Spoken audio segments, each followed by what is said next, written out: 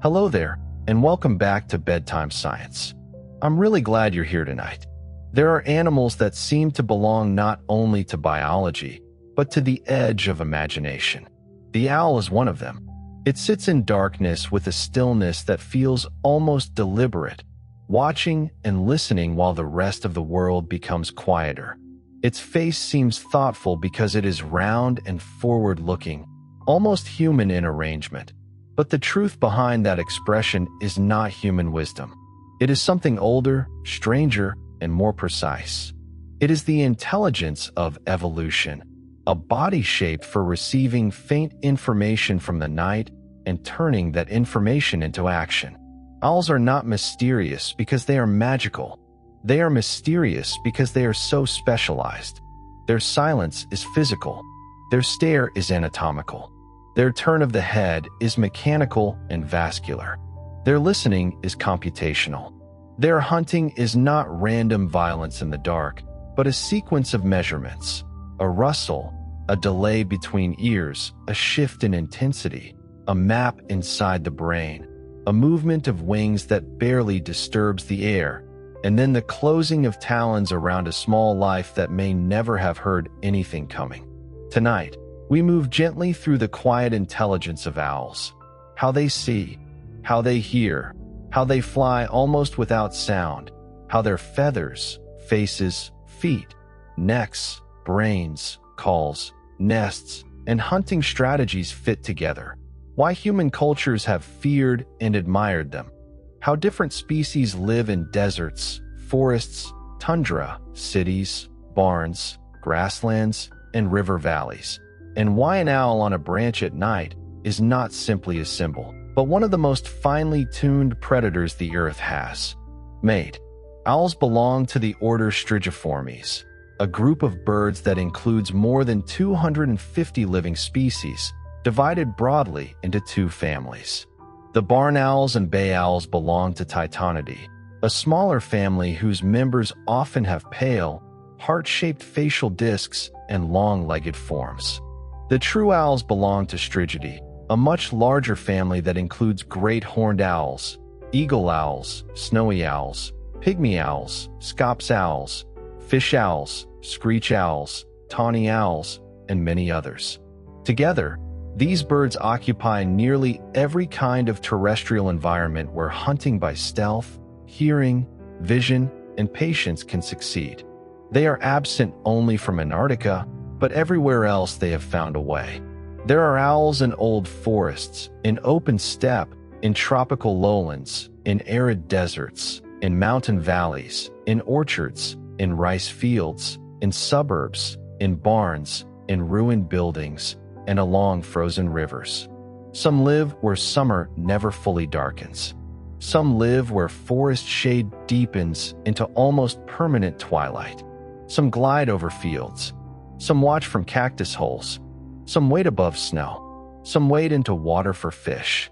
The word owl suggests one familiar shape, but the family is a global collection of solutions to the problem of hunting. The smallest owl, the elf owl of the Sonoran Desert and nearby regions, weighs about as much as a small handful of coins. It nests in holes excavated by woodpeckers in saguaro cacti and hunts insects, scorpions, moths, and other small creatures of the desert night. The largest owls, including the Blakiston's fish owl of Northeast Asia and the great eagle owls of Eurasia, have wingspans approaching those of small eagles and the power to take much larger prey. Between these extremes are owls no bigger than a fist and owls large enough to make a fox pause. The evolutionary history of owls reaches back to the early Cenozoic, after the end Cretaceous extinction removed the non-avian dinosaurs and opened ecological space for birds and mammals to diversify. The exact details of early owl evolution are still studied, because fossils of light-boned birds are rarely preserved as neatly as scientists would like. But the broad picture is clear. Owls became specialized predators early in the modern history of birds.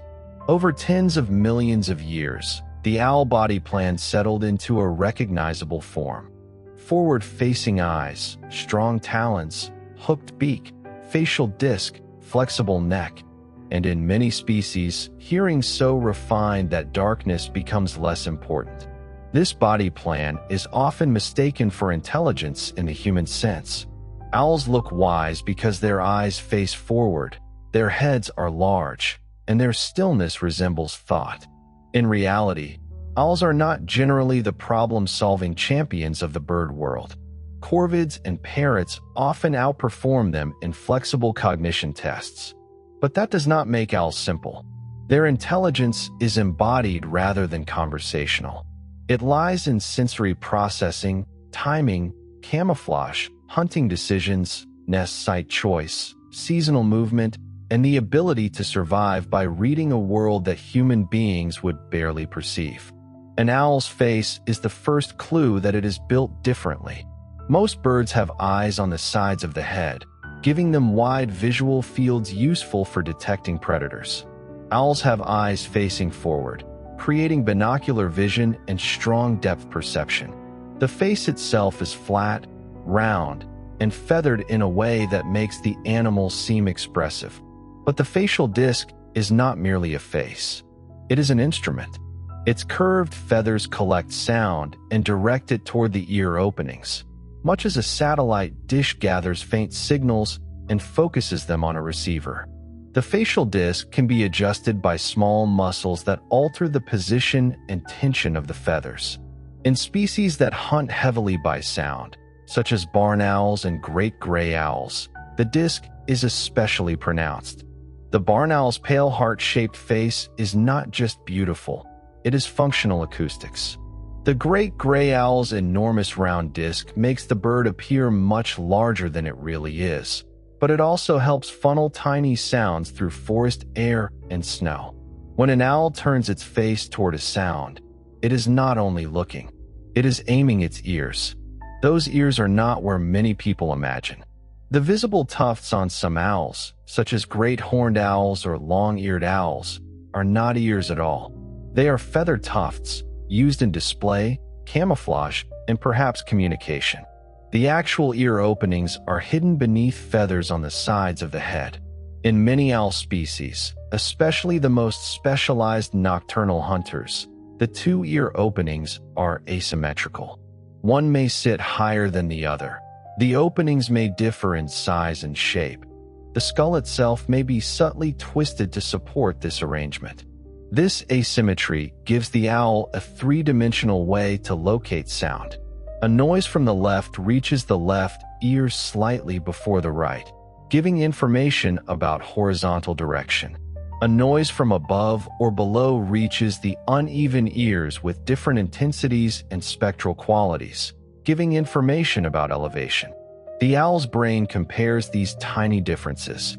The delays may be measured in millionths of a second. The intensity differences may be faint, but for the owl, they become a map.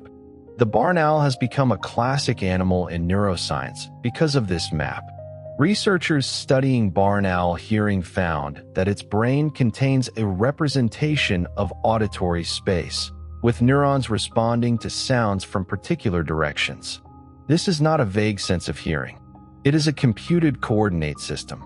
Sound enters two ears, is broken into frequencies, compared for timing and loudness, adjusted by experience, and converted into a spatial representation that can guide the head, eyes, wings, and talons. The owl hears location. In darkness, this matters more than vision. A mouse moving under grass, leaves, or snow may be invisible, but it is not silent. Its feet scrape. Its body shifts. Its teeth touch seeds. Its tunnels compress powdery snow. To a human, these sounds are nearly nothing. To an owl, they can be enough. A great gray owl can sit above a winter clearing and listen for voles moving under a thick snowpack. Then it drops, plunges feet first into the snow, and emerges with prey it never saw. The accuracy of such hunting depends not only on ear structure, but on silence. A predator that hunts by listening must not drown out its own information. If the wings make too much noise, the rustle below disappears. Owls solve this with feathers unlike those of most other birds. Along the leading edge of many primary flight feathers is a comb-like fringe of fine projections. Along the trailing edge is a soft, flexible fringe. Across the upper feather surface is a velvety texture. Together, these structures break up turbulent air, scatter sound, and reduce the noise of flight. Silent flight is not absolute in every owl, at every speed, in every condition. But compared with many birds of similar size, owls are astonishingly quiet. Their broad wings allow slow flight and low wing loading, so they can glide or flap gently. The feather fringes soften the air's passage over the wing. The downy surfaces absorb sound. The result is a predator that can arrive almost as if the air itself decided to move. For prey animals that depend on hearing, this silence is not theatrical. It is lethal. The same feather softness that quiets owls also has costs. Soft fringed feathers may not shed water as efficiently as the sleeker feathers of water birds. Heavy rain can interfere with silent flight and insulation. Many owls become less active during hard rain, sheltering in trees or structures until conditions improve. Evolution rarely gives a gift without a trade-off. The owl's feathers are superb for approaching prey quietly in dry air, but they are not built for diving through storms like a gull or landing on open water like a duck. Owls' eyes are equally specialized. In many species, the eyes are enormous relative to the skull, sometimes approaching human eyes in absolute size despite the animal being much smaller. These eyes are not spherical like human eyes. They are more tube-shaped, supported by bony rings called sclerotic rings. Their shape provides a long focal length and a large image on the retina, improving vision in low light. The retina contains many rod photoreceptors, the cells best suited for dim conditions. The pupils can open wide. The result is sensitivity rather than color-rich daylight precision. Because the eyes are so large and tube-like, they cannot move much within the sockets. An owl cannot glance sideways with its eyes the way a human can. Instead, it moves its head. This is why owls seem to stare with such intensity. The eyes are locked forward, and the entire head becomes the aiming device. To look in a new direction, the owl must turn its skull, and this need helped shape one of the most famous features of owl anatomy, the rotating head. Owls cannot turn their heads all the way around, but many can rotate about 270 degrees in either direction, far beyond human ability. They can also tilt and swivel with extraordinary precision. This flexibility depends on several features: more cervical vertebrae than humans have, specialized joints, large openings in some neck vertebrae through which arteries pass, and vascular adaptations that help maintain blood supply during rotation. The result is a head that can scan the world while the body remains still. Stillness matters. A bird that sits motionless is harder to detect. During the day, many owls rely on camouflage. A screech owl pressed against bark can resemble a broken branch. A long-eared owl elongates its body, raises its feather tufts, narrows its eyes, and becomes part of a tree trunk. A snowy owl on tundra or ice can dissolve into pale open space. Head rotation allows the owl to examine its surroundings without shifting the rest of the body and revealing its outline. The owl's beak is short, hooked, and partly hidden by facial feathers. This hidden beak strengthens the impression of a flat human-like face, but it is a raptor's tool. Owls tear prey with the beak, but the feet do the decisive work. An owl's talons are curved, sharp, and powerful. Many species have a reversible outer toe, allowing them to arrange the toes 2 forward and 2 backward, or sometimes 3 forward and 1 backward, depending on perching or prey capture. This flexible grip creates a cage around struggling prey. The strike itself is a coordinated act. Once the owl has localized prey, it launches with slow wing beats or a glide, often adjusting its path silently as the prey moves. In the final moments, the feet swing forward, the talons spread, and the head may pull back slightly to protect the face. The feet close around the prey with sudden force. For small mammals, the grip may be fatal almost immediately. To us, the strike can seem abrupt. To the owl, it is the end of a long calculation. Owls swallow many small prey whole or in large pieces. Their digestive system separates what can be used from what cannot. Soft tissues pass on. Fur, feathers, bones, teeth, insect shells, and other indigestible parts are compacted in the gizzard into pellets. Later, the owl regurgitates the pellet, often beneath a regular roost. For scientists, these pellets are small archives. By dissecting them, researchers can identify prey species from skulls, jaws, teeth, and bones, reconstructing the diet of an owl and even the small mammal community in a landscape. A barn owl pellet may contain the remains of several rodents. A pile of pellets beneath an old roost can reveal months or years of hunting. In some archaeological contexts, accumulated owl pellets have preserved records of ancient ecosystems, showing which small mammals lived in an area long before modern surveys. The owl, by eating and regurgitating, becomes an unintentional field biologist.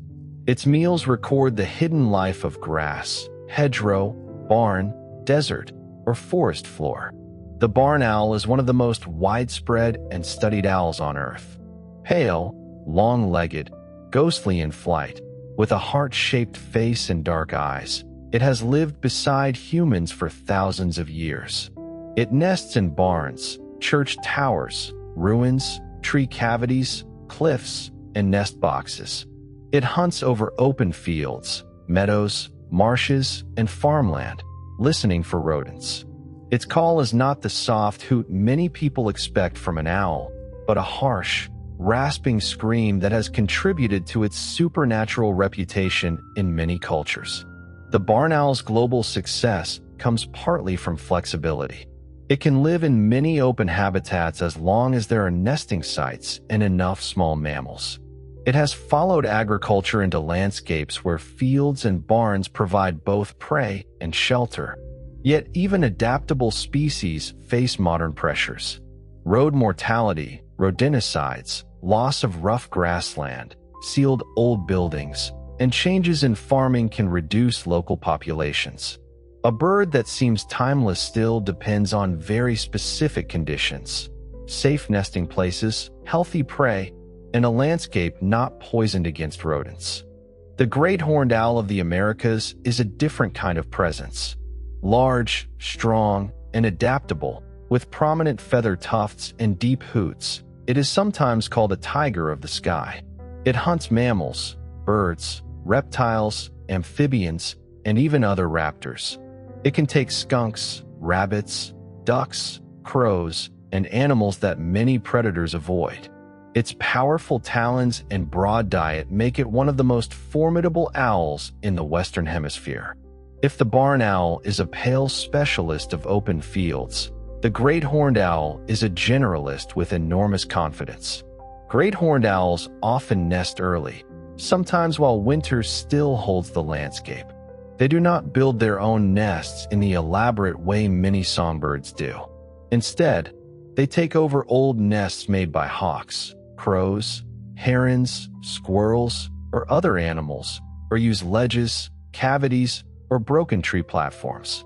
Starting early means the young are growing when spring prey becomes more abundant. It also means an incubating owl may sit quietly on eggs while snow collects nearby, warmed by feathers and commitment.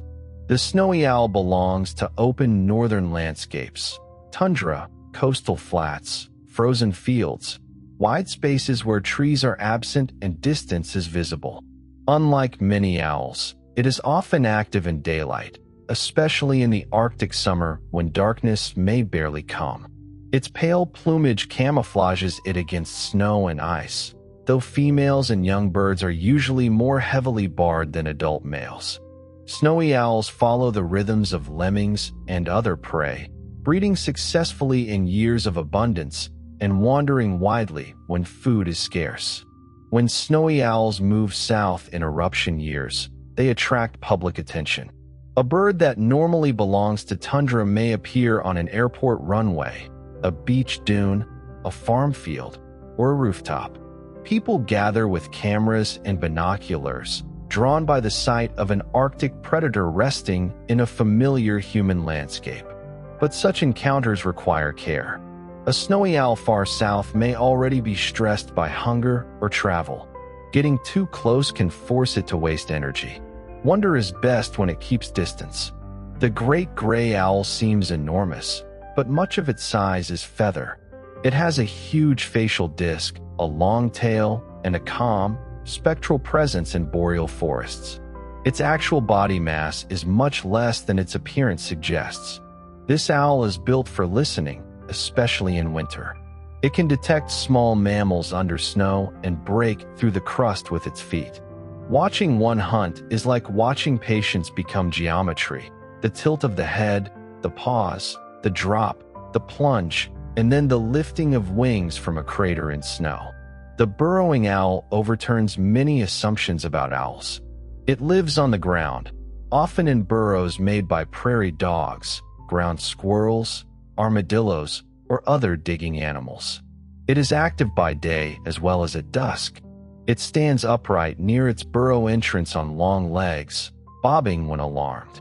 In some regions, it lines burrow entrances with dung, which may attract insects and increase prey availability. Its young can produce a sound resembling a rattlesnake's rattle, a defensive mimicry that may discourage predators from reaching into the burrow. This ground-dwelling life makes burrowing owls vulnerable to changes in grassland ecosystems. When prairie dog towns are eliminated, when open habitats are developed, when burrows are destroyed, the owls lose homes. Their survival depends not only on prey, but on the engineering of other animals. A burrowing owl may owe its nest to a mammal it does not resemble at all. Ecology is full of these dependencies. One species makes a door, another lives behind it. Fish owls are among the most surprising members of the owl world. The Blakiston's fish owl, especially, is massive, rare, and tied to cold rivers and old-growth riparian forests in Northeast Asia. It hunts fish, amphibians, and aquatic prey, often from riverbanks, rocks, ice edges, or shallow water. Its feet are adapted for gripping slippery prey. Unlike many owls with soft, silent flight feathering, fish owls are less silent, because fish do not usually hear wing beats above the water in the same way rodents hear danger in grass. Again, adaptation follows need. The Blakiston's fish owl is threatened because it requires a combination of resources that modern landscapes often damage. Large old trees with cavities for nesting, clean rivers with fish, low disturbance, and connected forests along waterways. Logging, road building, damming, and human activity can break the pattern. To protect the species, conservationists must protect not just a bird, but a system. Old trees, river dynamics, fish populations, winter openings in ice, and quiet places where pairs can breed. Some animals teach us that habitat is not a backdrop. It is the body of their life. Eagle owls, including the Eurasian eagle owl, show another side of owl power. These large owls can take prey ranging from rodents to hares, birds, hedgehogs, and sometimes other predators. Their orange eyes, ear tufts, and deep calls give them an almost mythic appearance. But the myth rests on ordinary biological strength: large wings, strong feet, keen senses, territorial behavior, and the capacity to dominate rocky cliffs, forest edges, and open hunting grounds. Large owls are not simply nighttime versions of hawks. They are their own line of aerial predators, built for darkness and surprise. Tiny owls are no less remarkable. Pygmy owls, scops owls, saw-whet owls, and other small species live in worlds where they can be both predator and prey. A small owl may hunt insects, small birds, mice, or lizards, but it must also avoid larger owls, hawks, mammals, snakes, and human hazards. Some small owls are fierce beyond their size. Northern pygmy owls may hunt songbirds almost their own weight. The scale changes, but the owl pattern remains. Watch, listen, wait, strike. Not all owls are nocturnal. Some are crepuscular, hunting at dawn and dusk. Some, like snowy owls and burrowing owls, can be active in daylight. Activity patterns reflect habitat, prey, competition, season, and light. In the Arctic summer, an owl cannot wait for night in the ordinary sense. In open grassland, daylight hunting may be efficient. In dense forests, twilight may offer the best balance between visibility and surprise. The owl's reputation as a creature of night is true, but not universal. Owls communicate through sound, and their voices are far more varied than the familiar hoot. Some hoot deeply, some scream, some whistle, some bark, trill, hiss, whinny, chatter, or give soft contact calls. The tawny owl's famous call in Europe is often imagined as one owl saying a two-part phrase, but the pattern can involve a duet, the female's sharper contact call and the male's resonant answer. The barred owl's rhythmic call in North America is often translated into human words. The barn owl shrieks. The saw-whet owl toots like a small mechanical signal in the dark. These calls carry information about territory, identity, pair bonds, alarm, hunger, and location. A male calling from a territory is not simply making atmosphere for human listeners. He is saying that this space is occupied, that he is present, perhaps that he is fit, perhaps that a mate should answer. The night forest that seems quiet to us may be crossed by invisible boundaries made of sound.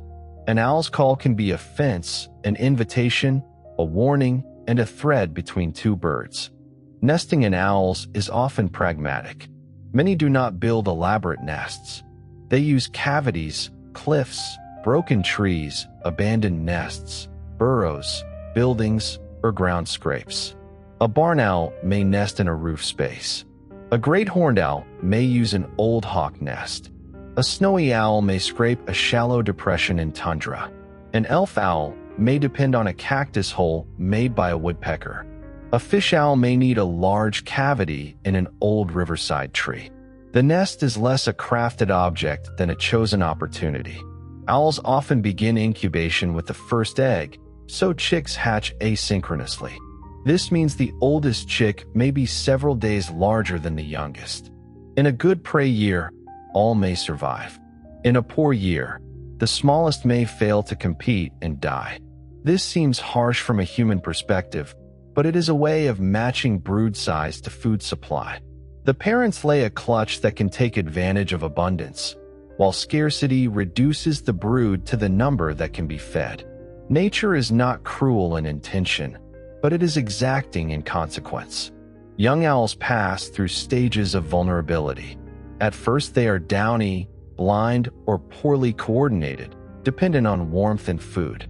Later they become restless, awkward, and curious.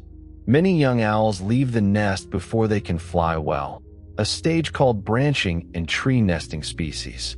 They climb among branches, flap, beg, and wait for parents to bring food.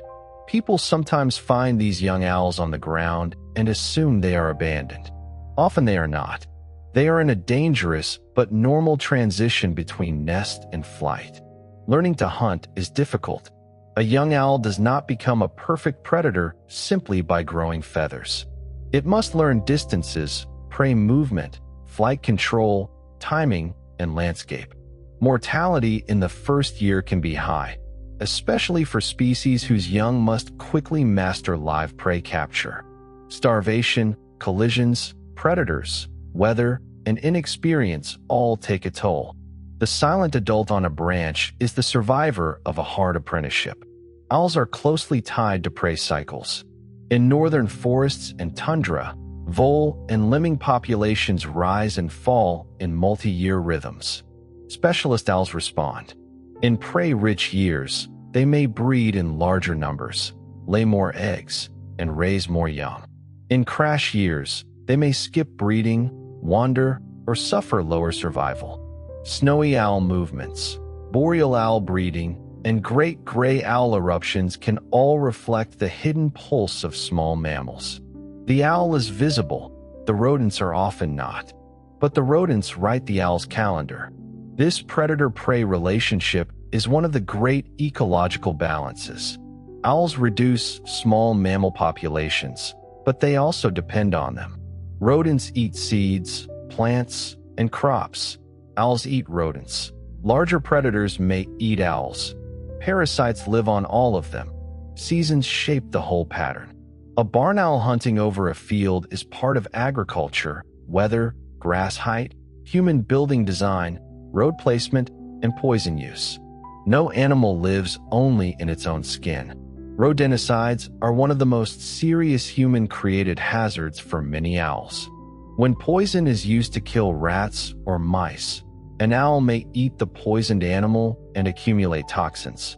Anticoagulant rodenticides can cause internal bleeding, weakness, reduced hunting ability, and death.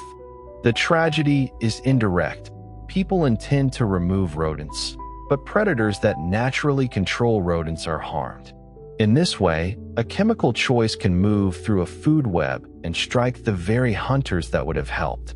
Roads are another hazard. Owls hunting along roadside verges may be hit by vehicles, especially barn owls and other species that fly low over open ground.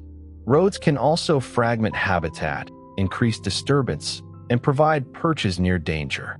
Windows, fences, power lines, and open water tanks create additional risks. The modern world is full of surfaces and speeds that evolution did not prepare owls to understand. A bird shaped by forests and fields now navigates glass, headlights, wires, and poison. Yet humans can also help. Nest boxes have supported barn owls, little owls, screech owls, and other cavity nesting species in places where natural cavities are scarce. Protecting old trees preserves nesting opportunities. Maintaining rough grassland supports prey. Reducing rodenticide use protects predators. Keeping distance from roosting owls prevents stress. Conservation is not always dramatic. Sometimes it is leaving a hollow tree standing, covering a water trough, driving slower at night, or choosing not to poison a field. The cultural life of owls is nearly as complex as their biology. In ancient Greece, the little owl was associated with Athena and became a symbol of wisdom and civic identity, appearing on coins that traveled across the Mediterranean. In other traditions, owls have been linked with death, night, prophecy, witchcraft, misfortune, protection, medicine, or ancestral presence. Their calls from darkness, their sudden appearances, their silent flight, and their human-like faces made them easy to treat as messengers from another layer of reality. These meanings vary widely. In one place, an owl may be wise. In another, ominous. In one story, it may guard knowledge. In another, it may announce death. The bird itself is neither. It is hunting, nesting, calling, surviving. But human beings are meaning-making animals, and owls arrive at a perfect intersection of features that invite projection: night, eyes, silence, hidden knowledge, and sudden voice. We look at an owl and feel watched. That feeling becomes myth. The association with wisdom is especially interesting because owls are not necessarily the most cognitively flexible birds. A crow may solve a puzzle faster. A parrot may learn more complex social tasks. But wisdom, in human art, is not always problem-solving. It is stillness, perception, night vision, and the sense of seeing what others miss.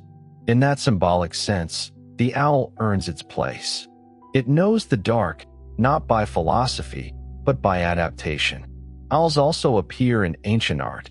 One of the famous Paleolithic images in Chauvet Cave in France has been interpreted as an owl-like figure, possibly drawn or engraved tens of thousands of years ago. Whether every ancient mark can be identified with certainty is always a matter for careful archaeology, But the broader point stands. Human beings have noticed owls for a very long time. Before cities, before written science, before telescopes or microscopes, people saw these birds and gave them a place in imagination. The science of owls, however, may be more astonishing than the myths. The idea that a bird's face can function as a sound collector, that its ears can be asymmetrical instruments, that its brain can map invisible space, that its feathers can suppress aerodynamic noise, and that its neck can rotate without cutting off blood flow is more remarkable than a simple symbol of wisdom. Myth makes the owl mysterious by giving it meanings.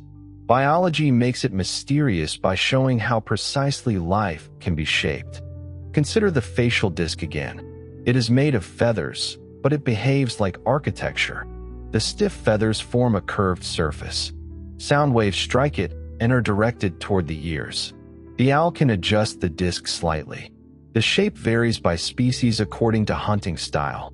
In visual terms, it gives the owl its famous face. In acoustic terms, it is part of the ear. The boundary between appearance and function dissolves. What looks like expression is equipment. Consider the eyes. Their large size gives sensitivity, but it also fixes them in place. The fixed eyes require neck flexibility. Neck flexibility requires vascular solutions. Forward-facing eyes improve depth perception but reduce the panoramic field that side-facing birds often have. Every trait leads to another trait. Every advantage carries a demand. The owl is not a list of superpowers. It is an integrated design shaped by compromise. Consider silent flight. Soft wings allow stealth and listening, but may reduce efficiency at high speed and perform poorly in rain. Broad wings allow slow flight, but may not suit long-distance fast travel in the way narrow wings suit some migratory birds. Owls are not perfect in an abstract sense. They are fitted to particular lives. Evolution does not produce universal perfection. It produces workable excellence under specific conditions. This is what makes the phrase quiet intelligence useful. The owl's intelligence is not only in the brain, though the brain is extraordinary. It is in the whole animal. The feathers know something about air. The face knows something about sound. The eyes know something about light. The feet know something about force. The plumage knows something about bark, snow, leaves, and shadow. The entire body is a memory of evolutionary problems solved across generations. Owls are also individuals. A wild owl is not a mechanical diagram. It chooses perches, learns local hunting grounds, responds to weather, avoids or confronts rivals, recognizes a mate, feeds young, and adjusts behavior according to experience. Some are bold, some are wary. Some nest successfully for years, others fail. Science often speaks of species and adaptations, but every adaptation lives inside an individual body with hunger, fatigue, attention, and chance. A hunting owl may know a territory intimately. It may use certain fence posts, branches, roof beams, or dead trees as regular listening points. It may learn where mice cross open ground, where voles tunnel, where insects gather around lights, where fish move under ice, where human disturbance is too frequent. This local knowledge is not wisdom in the poetic sense, but it is intelligence in the ecological sense, behavior shaped by memory and landscape. Season changes the owl's world. In spring, breeding begins and food demand rises. In summer, young birds learn to fly and hunt. In autumn, some species disperse, and young owls search for territories. In winter, snow can hide prey, cold can increase energy demands, and short days alter hunting schedules. In the tropics, rain and dry seasons may matter more than temperature. Owls are not only creatures of night, they are creatures of calendars. The night itself is not uniform. Moonlight changes hunting. Wind can mask prey sounds or make flight more difficult. Snow can both hide and reveal animals, depending on crust and depth. Leaves can muffle sound. Wet feathers can reduce silence. Artificial light can attract insects for some species, but disrupt natural darkness for others. A single night contains many conditions, and an owl must read them all without words. Light pollution changes the nocturnal world. Some owls may use lit edges to hunt more easily, while others avoid bright areas. Artificial light can alter prey behavior, insect abundance, predator exposure, and the timing of activity. The night sky that shaped owls for millions of years is now interrupted by roads, houses, stadiums, parking lots, and cities. For a bird built for darkness, human light can be opportunity, disturbance, or both. Urban owls show adaptability. Barn owls may use buildings. Great horned owls may nest in city parks. Eastern screech owls may live in suburbs. Tawny owls may call from wooded neighborhoods. Little owls may hunt around farms and villages. Cities are not ideal for every species, but they are not empty of wildlife. An owl in an urban park reminds us that nature does not only exist somewhere far away. It persists in fragments, corridors, rooftops, cemeteries, golf courses, gardens, and old trees beside roads. Listening for owls is different from looking for them. A person may walk through a forest and see nothing, then hear a single call and realize the darkness has inhabitants. The call may come from farther away than expected. It may be answered. It may stop.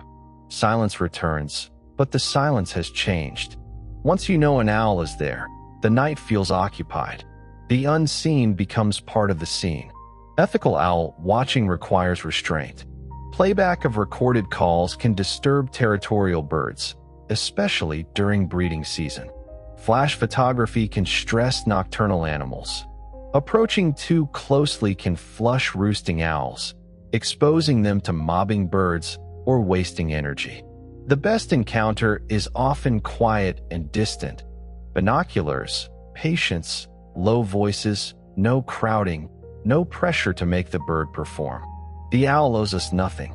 It is not a prop for wonder.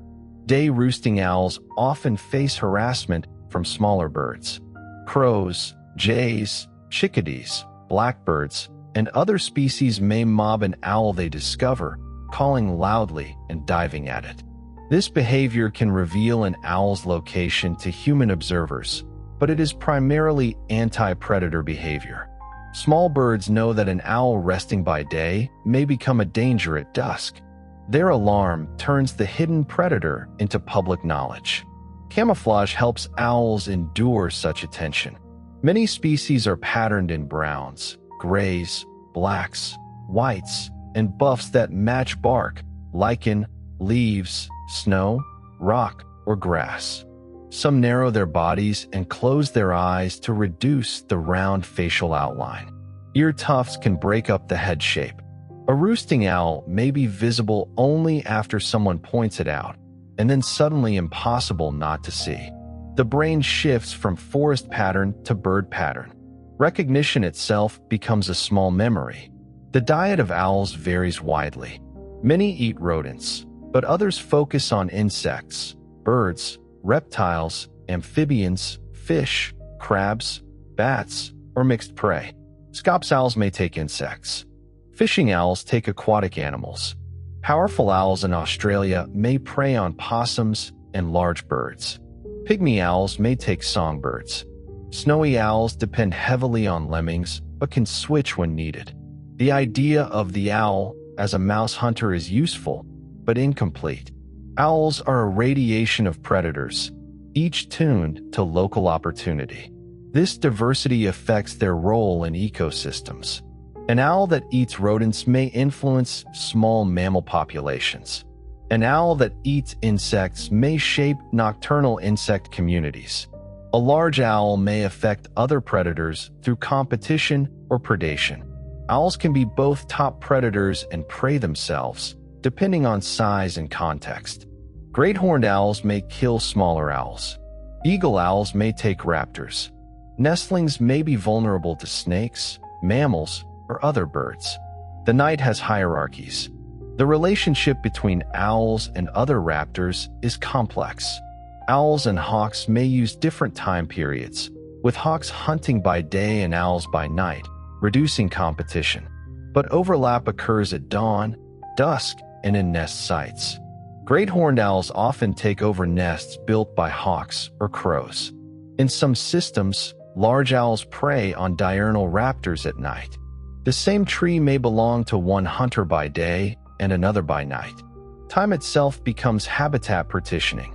Owls' reproductive strategies are tied to food.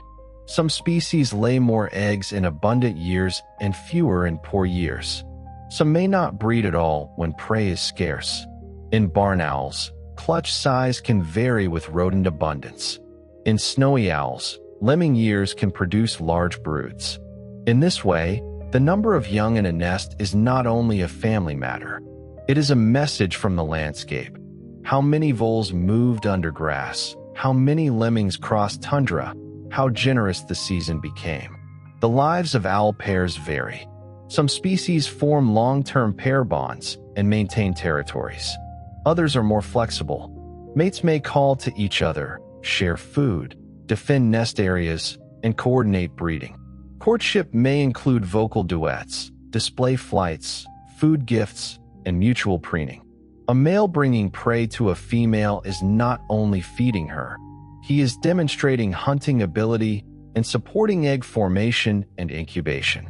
In a quiet nest cavity, reproduction depends on the night work of one bird and the warmth of another. Eggs are usually white, which is common among cavity nesting birds where camouflage against open view is less important. The roundness and whiteness of owl eggs suit dark nests, burrows, cavities, or ledges. The female often does most incubation, while the male hunts and delivers food. When the chicks hatch, they are not miniature adults. They are soft, dependent, and demanding, their future silence beginning as noisy hunger. The transformation from chick to hunter is one of the hidden dramas of owl life. Down becomes feather, eyes open, balance improves. The beak darkens or changes. Talons strengthen, wings practice, begging calls sharpen. The young bird leaves the nest area, then returns, then ventures farther. It must learn to land silently, judge distance, hear prey, and avoid danger. A young owl's first winter may be the most difficult season of its life. Molting is another quiet process. Feathers wear out, especially when they must remain soft, structured, and functional. Owls replace feathers in patterns that maintain flight ability. A bird cannot simply drop all wing feathers at once. Molt must be timed with breeding, migration or dispersal, food supply, and weather. The maintenance of silence requires renewal. The owl's stealth is not permanent material. It is grown, worn, replaced, and grown again. Parasites live with owls too. Feather lice, mites, flies, internal parasites, and pathogens are part of their biology. A wild owl is an ecosystem for smaller life. Disease can affect individuals and populations, especially when combined with stress, food shortage, or pollution. Avian malaria, West Nile virus, and other diseases can influence some owl species in certain regions. The hidden health of owls depends on climate, habitat, prey, insects, and the broader biological web. Climate change alters owl habitats in uneven ways.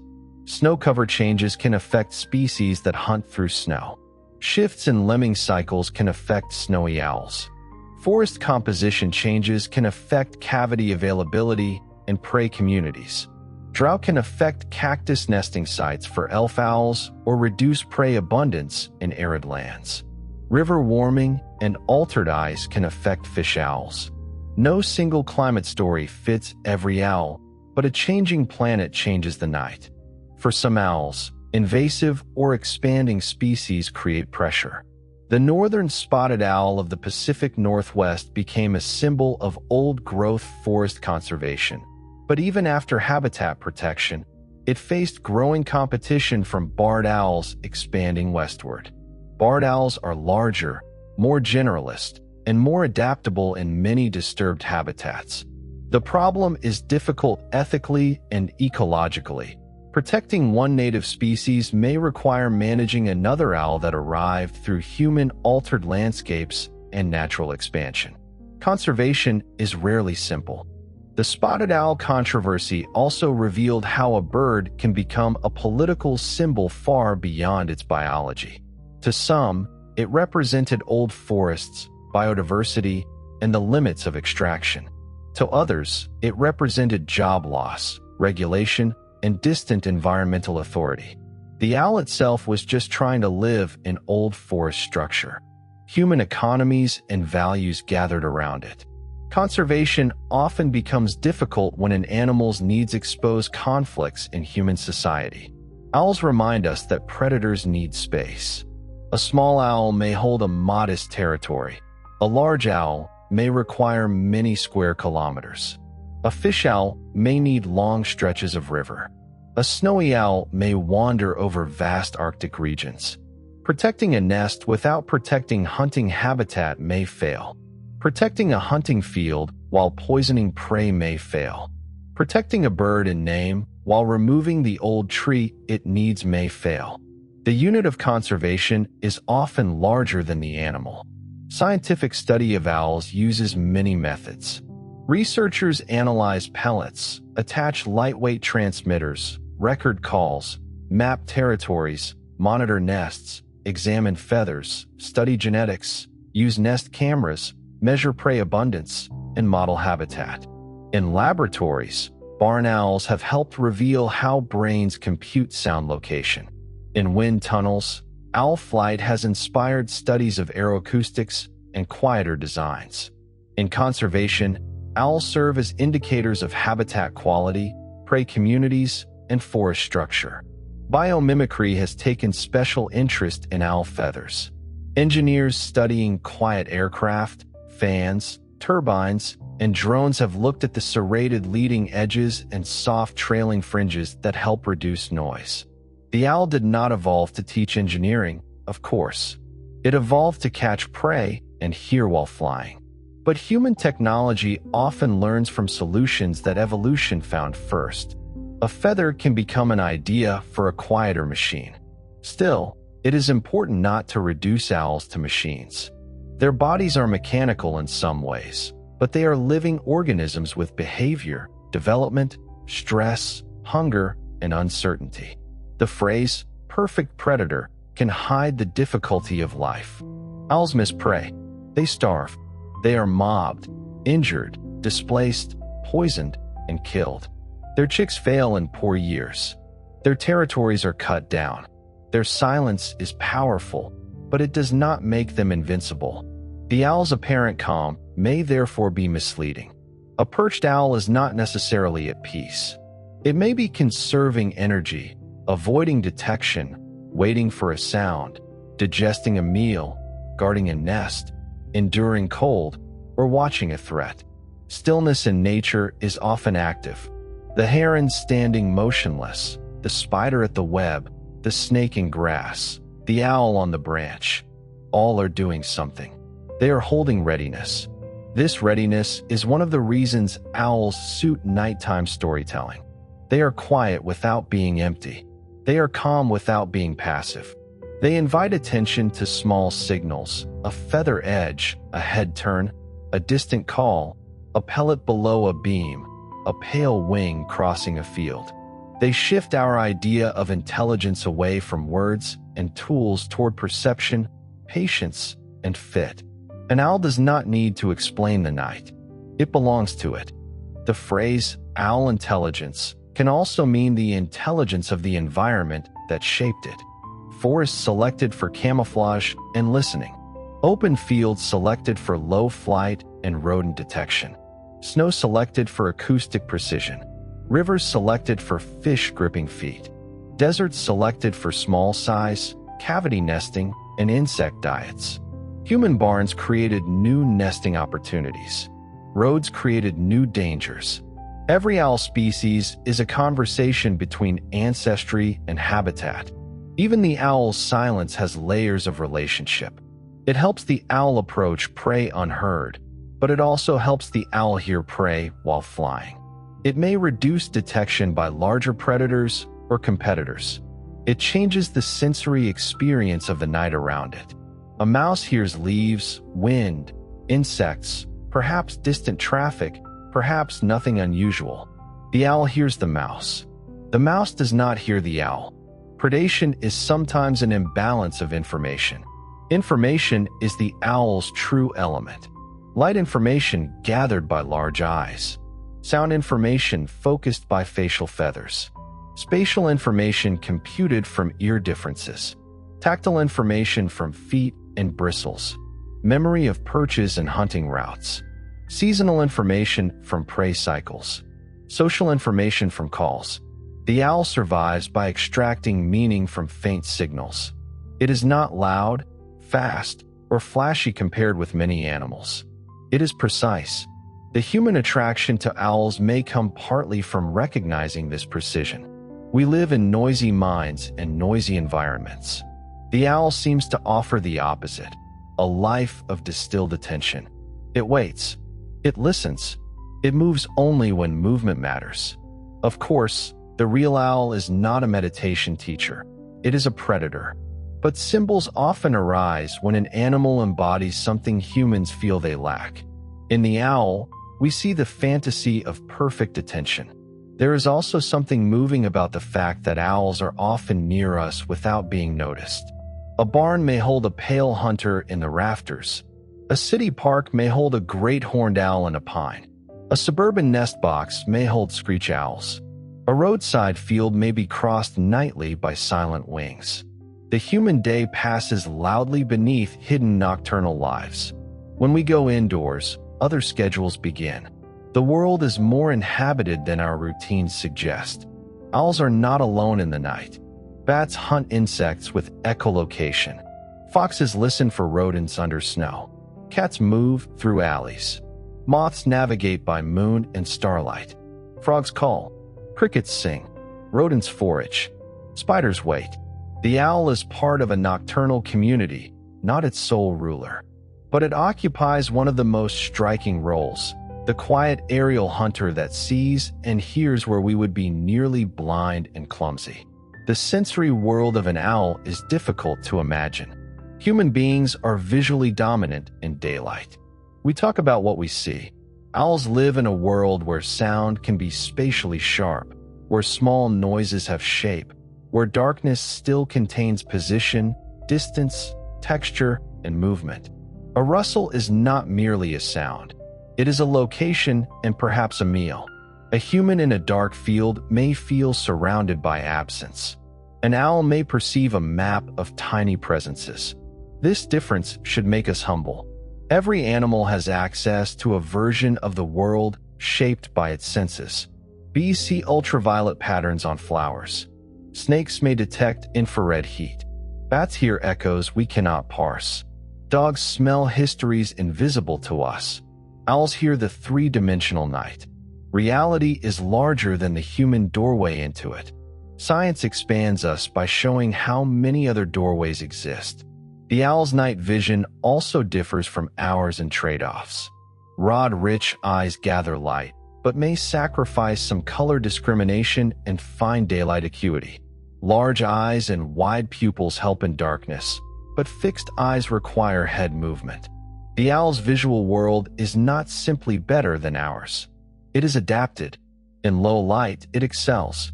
In some daytime tasks, other birds may surpass it. Each sensory system is a set of priorities. The same is true of hearing. Barn owls are exquisitely tuned to the frequencies and cues relevant to hunting. Their brains compute sound direction with astonishing precision. But this does not mean they hear every possible sound better than every other animal. Evolution sharpens what matters. The owl does not need a universal ear. It needs an ear that finds prey, detects danger, and communicates with other owls in its habitat. Owls' brains are small compared with mammalian brains of similar behavioral complexity, but bird brains are organized differently, with dense neurons and specialized circuits. Intelligence cannot be measured by brain size alone. In owls, the neural investment in sensory processing is especially important. The auditory midbrain, visual pathways, motor coordination, and instinctive hunting sequences work together. A barn owl tracking sound in darkness is performing a computation that engineers and neuroscientists still admire. Experience shapes these systems. Young barn owls calibrate auditory maps with visual input during development. Experiments in which young owls wore prism goggles showed that their auditory localization could adjust to altered visual experience, especially during sensitive periods. This plasticity shows that the owl's brain is not hardwired in a rigid way. It is built with expectations, but it tunes itself to the body and world it actually inhabits. This tuning is essential because every owl's head, ears, feathers, and environment differ slightly. A neural map of space must match the individual's own anatomy. Growth changes the body. Experience corrects the map. The brain learns how the world sounds through its own ears. This is a beautiful principle. Even instinctive excellence often needs calibration. Nature builds the instrument, but life tunes it. Owls also have a relationship with daylight that is more complicated than avoidance. Nocturnal species often roost during the day, but they are not unconscious of it. They watch threats through narrowed eyes. They respond to mobbing birds. They choose shaded, concealed places. Some bask in morning sun. Some hunt in cloudy daylight when hungry or feeding young. The division between day and night is flexible when survival demands it. Many owls have cryptic daytime postures. A roosting long-eared owl may stretch tall and thin, resembling a branch. A screech owl may press close to bark. A pygmy owl may sit upright and alert, ready to flee or attack. Camouflage is not only color, it is behavior. The bird must know when to freeze, when to elongate, when to compress, when to fly. The body pattern and the decision must match. Owls sometimes store surplus food, especially during breeding or cold periods. A male may deliver prey to the nest area, where it accumulates for the female and chicks. In freezing climates, stored prey may become stiff, and incubating females may warm it before feeding chicks. Food caching is a practical response to uncertainty. When hunting is good, save what the future may need. Even in a predator's life, memory and planning have simple forms. The owl's relationship with death is unavoidable because it is a predator, and because human cultures have often heard its calls at night and imagined omens. But death in ecology is also transfer. The mouse becomes owl muscle, egg, feather, warmth, motion. The owl pellet returns bone and fur to the ground. The owl eventually feeds scavengers, insects, fungi, and soil. The night hunt is not separate from life's continuity. It is one of the ways energy moves. For a bedtime science story, this can be approached gently. Owls are hunters, and hunting involves fear and death for prey. But the purpose is not to make the night frightening. The purpose is to see the precision of a living system. The owl does not hunt from cruelty. It hunts because its body requires energy, because its chicks call from a nest, because winter is cold, because life feeds life. Nature is not sentimental, but it is coherent. There is tenderness in owl life too. Mates calling softly. A parent tearing food into pieces for chicks. Young owlets huddled together in down. A pair returning to a familiar nest. A bird preening its feathers carefully so silence will work again. A fledgling making uncertain flights between branches.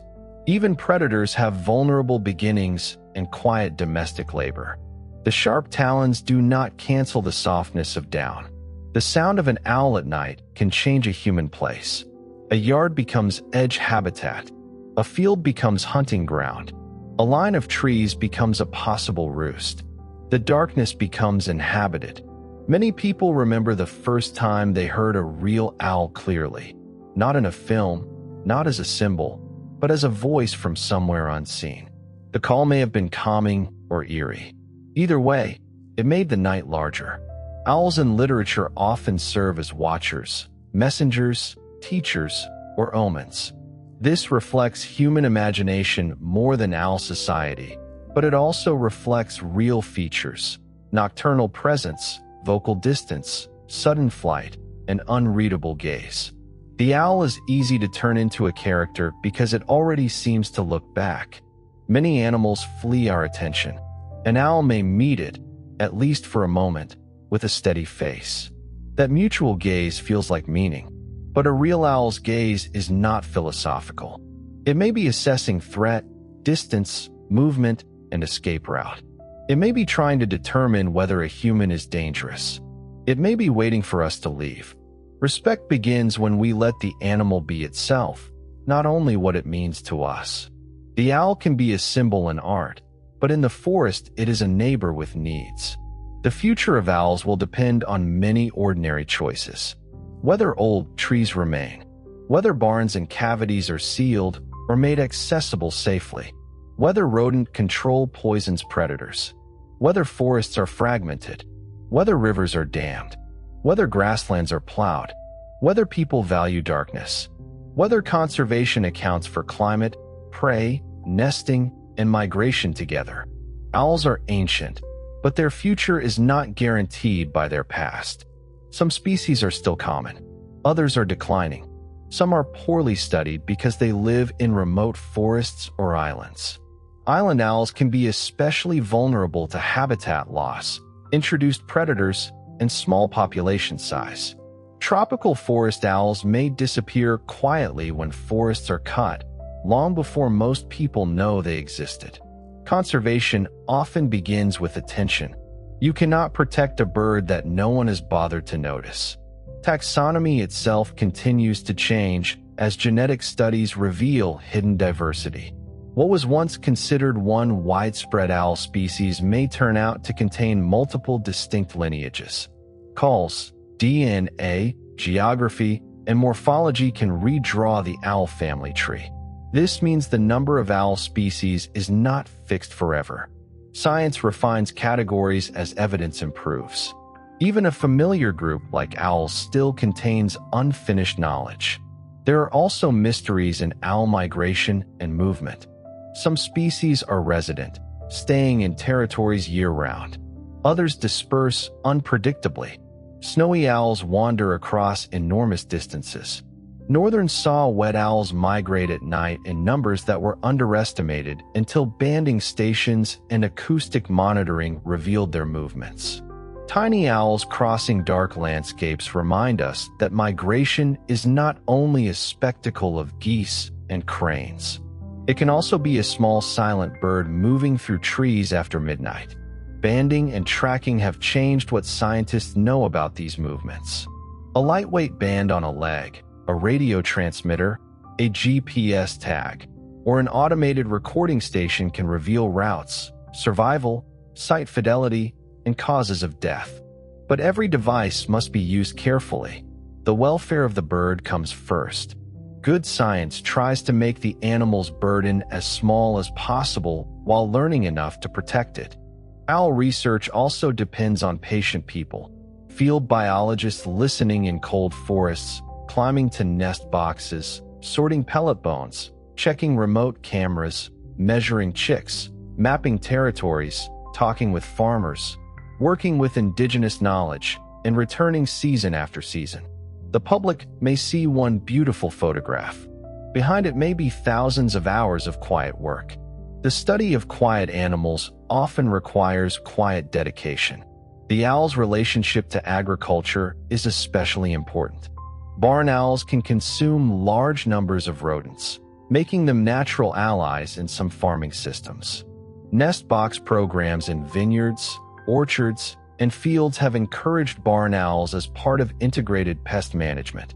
But this relationship works best when poisons are minimized and habitat supports both owls and prey. Using predators as partners requires accepting ecology rather than trying to control every part of it chemically. Owls are not pets. Their beauty and mystery sometimes tempt people to imagine keeping them, especially after fictional portrayals. But owls are wild raptors with specialized diets, sharp talons, legal protections, and complex needs. They are difficult to care for properly and belong in natural environments or licensed rehabilitation and education settings when they cannot survive in the wild. Admiration should not become possession. The best place for an owl is not a cage, but a territory. Wildlife rehabilitators see the consequences of human hazards: vehicle strikes, window collisions, poisoning, entanglement, orphan young taken unnecessarily, injuries from fences or traps.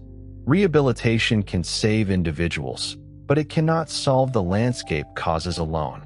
Each injured owl is both a patient and a message. The message is that our built world intersects with flight, hunting, and migration in ways we often fail to notice. To live better with owls, people can learn a few simple habits. Keep old trees where safe. Avoid rodenticides. Do not disturb nests. Use nest boxes only when appropriate and maintained. Cover open pipes or tanks that can trap wildlife. Drive carefully at night in owl habitat. Keep cats indoors, especially where small owls live. Let some landscapes remain messy enough to hold prey, insects, cavities, and cover. A perfectly tidy world is often a poor world for wildlife. There is a deeper lesson in the owl's dependence on darkness. Human beings often treat darkness as emptiness or danger, something to erase with light. But darkness is habitat. Many animals feed, mate, migrate, call, and rest under night conditions. Excessive artificial light can disrupt insects, birds, mammals, amphibians, and human sleep. Protecting darkness is not only about seeing stars. It is about leaving room for nocturnal life to function. Owls make this idea visible because they are charismatic representatives of the dark.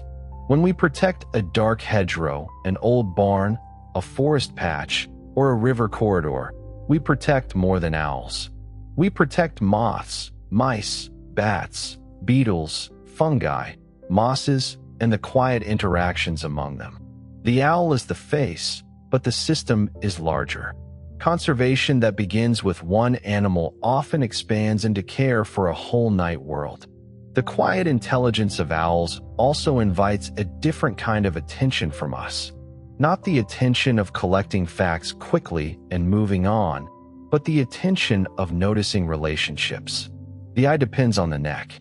The ear depends on the face. The wing depends on feather texture. The nest depends on old trees or other animals' cavities. The brood depends on prey cycles. The predator depends on the health of the prey. The symbol depends on the animal, and the animal depends on the land. A single owl pellet can lead to small mammals. A feather can lead to fluid dynamics. A call can lead to territory. A head turn can lead to blood vessels. A myth can lead to ancient culture. A nest can lead to forestry. A road-killed owl can lead to vehicle speed, hunting height, and verge management.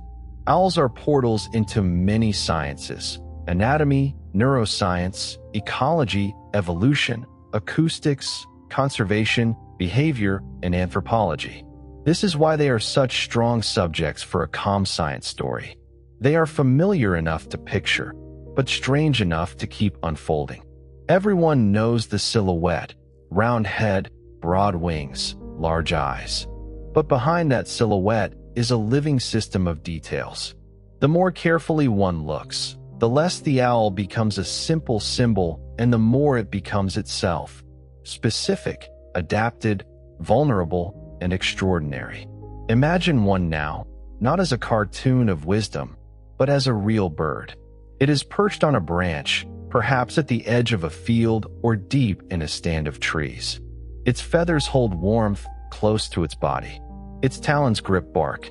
Its eyes gather what little light remains. Its facial disc receives faint sounds. Somewhere below, a small animal moves. The owl tilts its head slightly, not in curiosity as we might imagine it, but in measurement. The night around it is full of signals. Leaves shift. A distant car passes. Insects move. A vole pushes through grass. Another owl calls far away. The perched owl separates the useful from the irrelevant. It waits through noise for pattern. It does not hurry because hunger and patience have been tied together in its body by millions of years. Then, when the information is enough, it opens its wings. The launch is quiet. Air passes over feather edges designed by no engineer, yet admired by engineers. The body moves forward. The head remains aimed. The ears continue to measure. The wings do not announce themselves. Below, the prey may still believe the night is unchanged. In a few seconds, the calculation will become contact. The talons will close.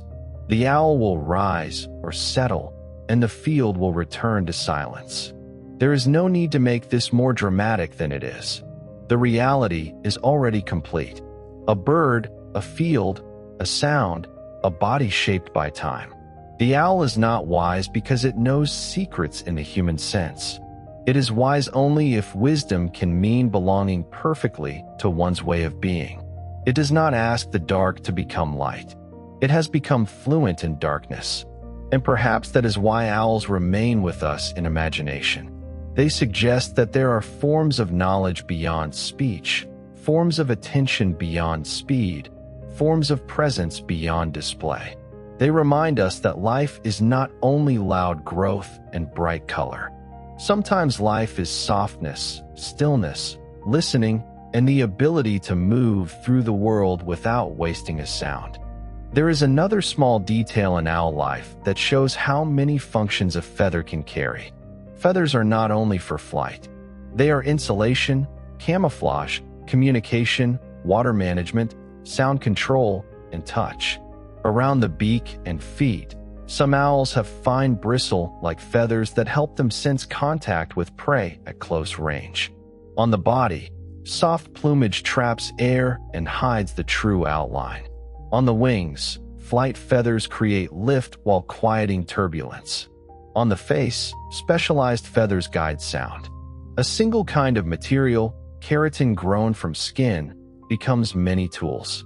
The owl's apparent size can be deceptive because feathers add volume. A great gray owl can look heavier and more powerful than it is, while a wet owl may suddenly appear much smaller, its soft plumage flattened. This matters because human observers often judge animals by appearance, but survival depends on physical realities: mass, wing loading, heat loss, muscle power, and prey size. Owls have evolved a visual effect that also serves insulation and camouflage. Their softness is practical, not ornamental. Their legs are often longer than people expect. Under the feathers, many owls have surprisingly long legs, useful for reaching through grass, snow, or vegetation and for extending the feet forward during a strike. The hidden length gives the bird leverage at the final moment of capture. Feathers make the body appear compact, but the hunting equipment extends farther than the silhouette suggests. Once again, the familiar rounded owl shape conceals a more athletic structure. The feet themselves are sensory and mechanical instruments. The underside of the toes may have rough pads or textured scales that improve grip. The talons curve inward, and the force of closing can be enormous relative to body size. Some owls kill with pressure. Others hold prey while the beak finishes the work. A small owl catching insects needs different precision from a great horned owl catching a rabbit, but both rely on feet that are far more than perches. In owls, the foot is the final decision. Owl digestion is also part of their hunting system. By swallowing prey whole, an owl saves time and avoids delicate processing at the capture site, where it could attract competitors or expose itself. Later, in a safe roost, the indigestible material is gathered into a pellet and expelled. The timing of pellet casting can influence when the owl is ready to feed again, because a fresh pellet often clears the upper digestive tract. Even this quiet regurgitation has a rhythm in the animal's daily cycle. The pellets themselves have introduced many children to ecology. In classrooms, barn owl pellets are often dissected carefully with tweezers, revealing tiny skulls and bones. For some students, it is the first time a food web becomes tangible. The owl ate a vole. The vole ate seeds or grass. The bones record a life that was hidden under vegetation. Science often begins this way, not with an abstract definition, but with a small object that proves a larger connection. Owls also teach the difference between seeing an animal and understanding it. A photograph can show the eyes, feathers, and posture, but it cannot fully show the acoustics of the face, the neural timing in the midbrain, the airflow over feather fringes, the prey cycles under snow, the history of a nest tree, or the cultural meanings around a call. Understanding arrives in layers. The bird is visible. The system around the bird must be learned. The Eurasian tawny owl offers a good example of familiarity hiding complexity. In much of Europe, its call is the classic voice of night woods. It is not a large owl compared with eagle owls, and it often lives close to people in parks, woodlawns, and old gardens. Yet its life depends on tree cavities, prey abundance, territory, and acoustic communication.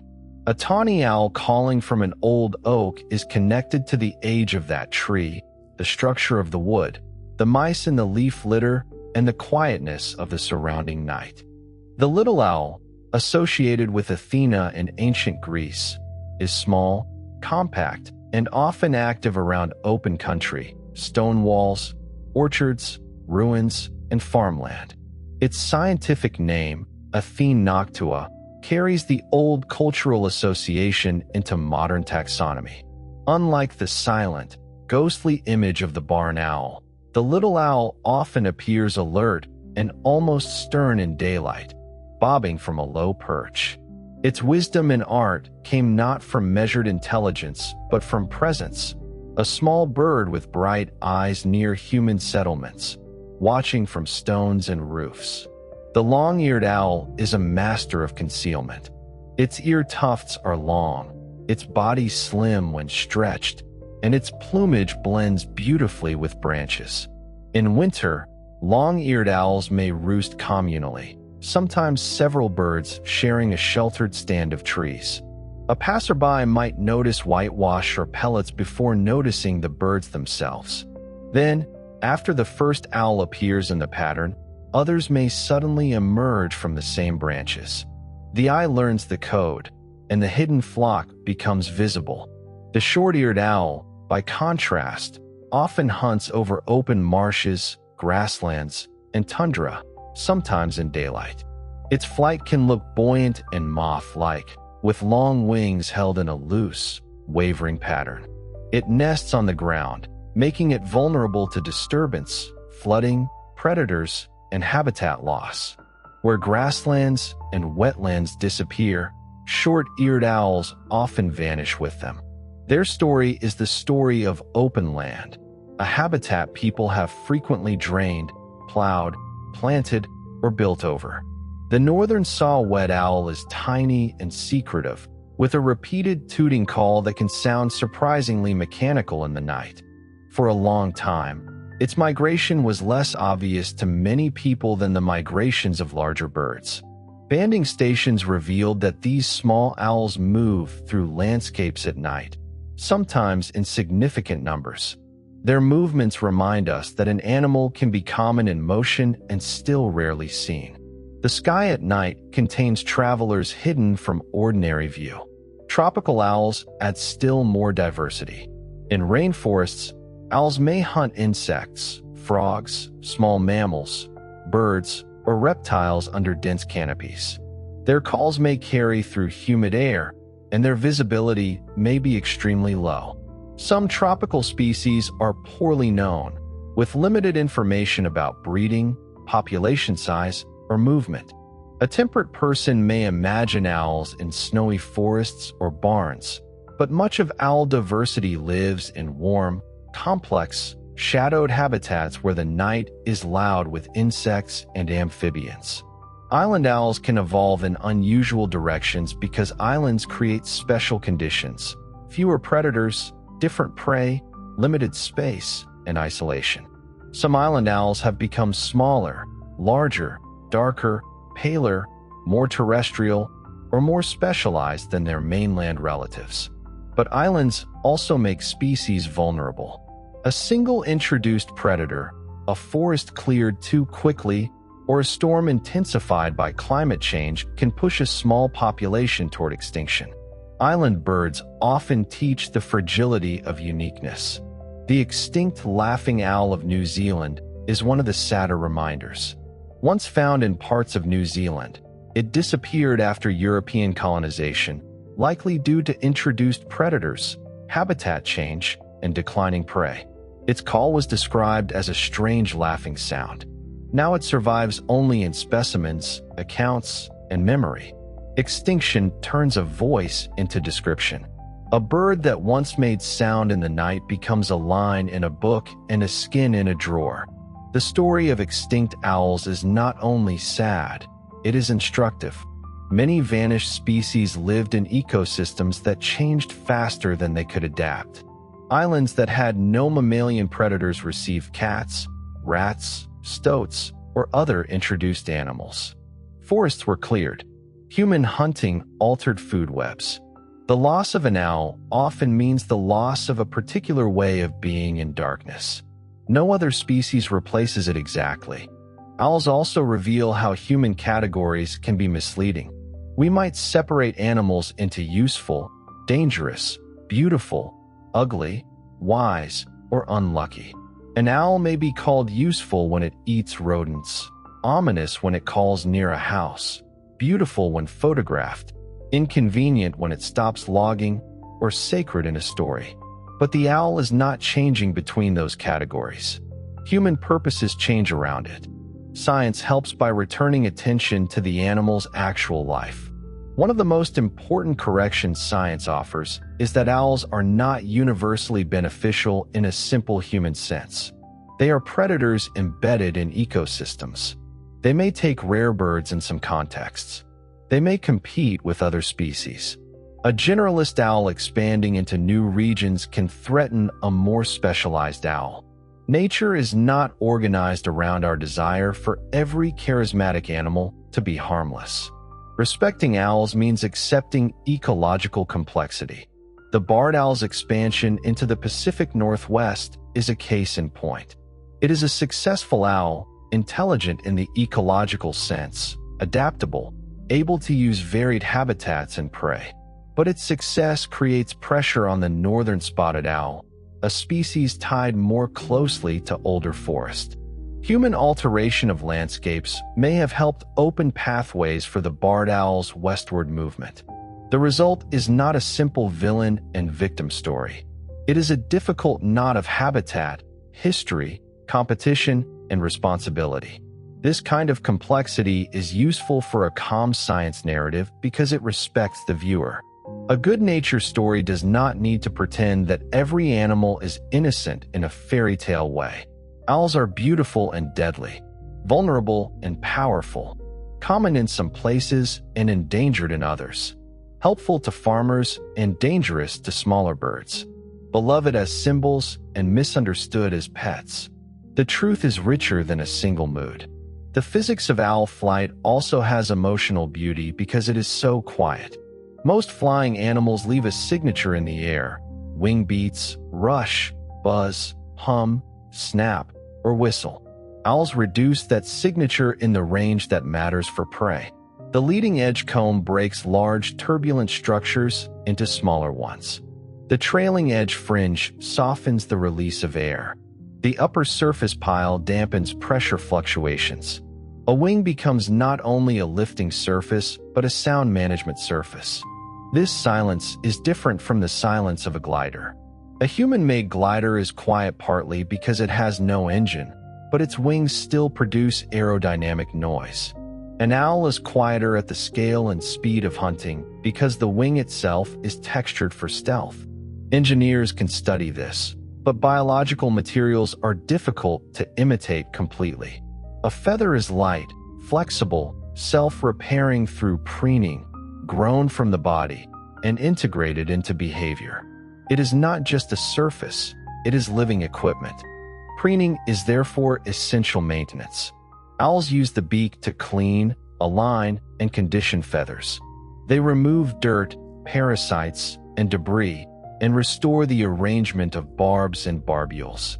If feathers become damaged, wet, oily, or contaminated, flight and insulation suffer. A bird after an oil spill, for example, may lose waterproofing, insulation, and flightability. For owls, any damage that increases noise can also reduce hunting success. Clean feathers are survival. The nictitating membrane, the translucent third eyelid, protects the owl's eye during strikes, feeding, and movement through vegetation. It can sweep across the eye while allowing some vision. This is another small part of the hunting system. A predator with large exposed eyes needs protection at the moment prey is struggling. The eye gathers light. The membrane shields it. Every vulnerability has some countermeasure. The sclerotic ring in the owl eye is another hidden support. These small bones help maintain the shape of the large tubular eye. In birds generally, sclerotic rings support eyes with demanding visual requirements. In owls, they help preserve optical shape while the head moves and muscles act. The eye, so soft in appearance, is held in form by a small architecture of bone. The owl's gaze rests on structure. The beak is partly hidden by facial feathers, but it is sharp and curved. Owls use it to tear prey, preen feathers, feed chicks, and sometimes defend themselves. A captive or injured owl handled carelessly can injure a person quickly, especially with talons, but the beak is also formidable. Wildlife rehabilitators handle owls with respect because the animal's tools are not symbolic. They are practical and sharp. The digestive separation of pellets also means owls process calcium and other materials differently from birds that digest more bone. Hawks and eagles often have stronger stomach acid, leaving fewer intact bones in pellets. Owl pellets are therefore unusually informative. This difference matters for ecology because it allows more precise identification of prey remains. The owl's relatively gentle treatment of bone, from a scientist's perspective, creates a clearer record. Owl skulls themselves reveal specialization. The forward-facing eye sockets, ear asymmetry in some species, beak attachment, and large openings for nerves and blood vessels all tell a story of sensory priority. A skull is not just a dead structure. It is a map of pressures that shaped the living animal. Bone records the demands of light, sound, bite, and movement. Owls have different relationships with water. Most are not water birds and avoid heavy rain, but fish owls and fishing owls have crossed into aquatic predation. Some owls bathe in shallow water or rain, then spend time drying and preening. Water can clean feathers, but also burden them. In cold conditions, wet plumage can be dangerous. For a bird dependent on insulation and quiet flight, moisture is both useful and risky. Temperature regulation is another hidden challenge. Small owls lose heat quickly because they have more surface area relative to volume. Cold nights require energy. Fluffed feathers trap air. Roost choice reduces wind exposure. Sunbasking may help. In hot deserts, owls must avoid overheating, using shade, timing activity, and sometimes selecting nest cavities with stable temperatures. The night hunter is still governed by heat. The elf owl's dependence on saguaro cavities shows how desert owls are tied to plants and woodpeckers. Saguaros take decades to become large enough for cavities. Woodpeckers excavate holes, which later become homes for other species. A small owl's nesting opportunity may depend on the life of a cactus older than many humans and the previous work of another bird. Desert ecology is slow architecture. In forests, cavity availability can be a limiting factor. Old trees with rot, broken limbs, woodpecker holes, and natural hollows are often removed from managed landscapes because they look messy or unsafe. Yet for owls, bats, squirrels, bees, and many birds, such trees are housing. A forest with only young straight trees may be green but poor in homes. The shape of aging wood matters. In cliffs and rocky landscapes, ledges and cavities provide nesting sites for eagle owls and other species. Rock protects eggs and chicks from some predators, offers wide views, and places the nest near open hunting territory. But cliffs can also attract human recreation. Climbers, photographers, and hikers may disturb nesting birds if they approach too closely during sensitive periods. A wall of stone can be both refuge and attraction. Some owls have adapted to human buildings because buildings mimic cliffs or cavities. Barns, churches, attics, towers, and abandoned structures can provide sheltered nest sites. But modern building renovation often seals entrances, removes rough interiors, and excludes wildlife. Conservationists sometimes install nest boxes or maintain access points to keep coexistence possible. A barn owl in a barn is not an accident. It is a long ecological relationship between agriculture and predator. The phrase ghost owl, often used for barn owls, is easy to understand. A pale bird moving silently through darkness, with a white face and a scream rather than a hoot, is almost designed to unsettle a human imagination. But the same features that create fear are adaptations. Pale plumage, nocturnal hunting, silent wings, acoustic face, open country flight. Superstition often begins where biology is not yet understood. Science does not remove the beauty, it changes its meaning. Some owls hiss or clap their bills when threatened, especially at nests. Young barn owls can produce a rasping defensive hiss that may make a dark nest cavity sound inhabited by something reptilian or otherworldly. These sounds can discourage intruders. A person hearing them in an old building without knowing the source might easily imagine something supernatural. Many ghost stories may have had feathers. The eyeshine of owls also contributes to their eerie reputation. When light strikes the reflective structures and retina in certain conditions, eyes can shine in darkness. Many nocturnal animals show eye shine, but the forward-facing symmetry of an owl's gaze can feel especially intense. Two bright points from a tree, motionless and level, can make the human body react before the mind identifies the animal. Evolution shaped our own attention to eyes, and owls use eyes in a way that captures it. The owl's head bobbing is sometimes misunderstood as comic behavior, but it has a visual purpose. Because the eyes are fixed, moving the head helps an owl judge depth, improve perspective, and locate objects. Small shifts produce parallax, allowing the brain to calculate distance. When an owl bobs or sways while looking, it is not being theatrical. It is measuring space with motion. Some owls have false eye patterns on the back of the head or plumage that may confuse predators, though this is more prominent in some small owls and related birds. Looking as if one is watching can deter attack. In the forest, attention itself is protective. A predator may hesitate if prey seems aware. Again, appearance becomes function. Mobbing birds seem to understand the danger of an owl even when it is resting. Chickadees, jays, crows, and small birds may gather and call intensely, recruiting others. Their alarm calls can encode information about predator type and risk.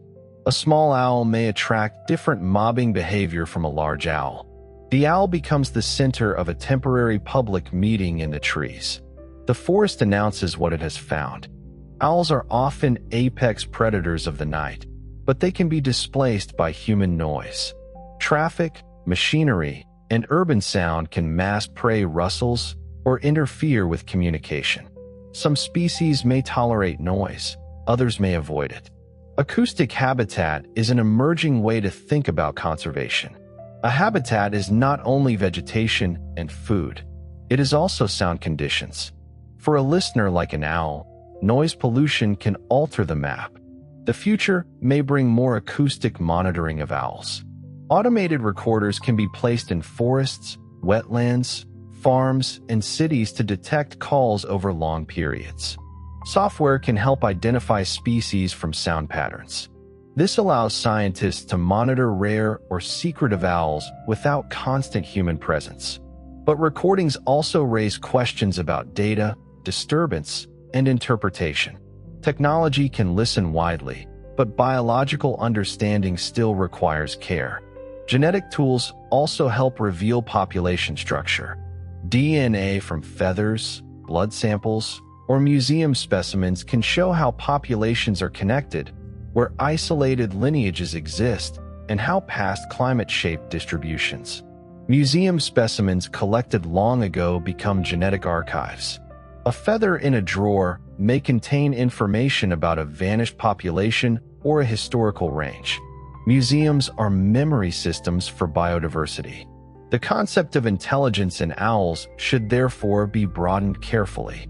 They may not use tools like crows or imitate speech like parrots, but their bodies and brains solve a hard problem: locating and capturing mobile prey in darkness with high precision. This requires sensory acuity, neural computation, motor control, learning, and ecological judgment. Intelligence is not one ladder with humans at the top. It is many forms of competence shaped by many worlds. A barn owl does not need to understand a puzzle box. It needs to understand a field by sound. A burrowing owl does not need to speak. It needs to survive among burrows, insects, snakes, and open skies. A fish owl does not need to count.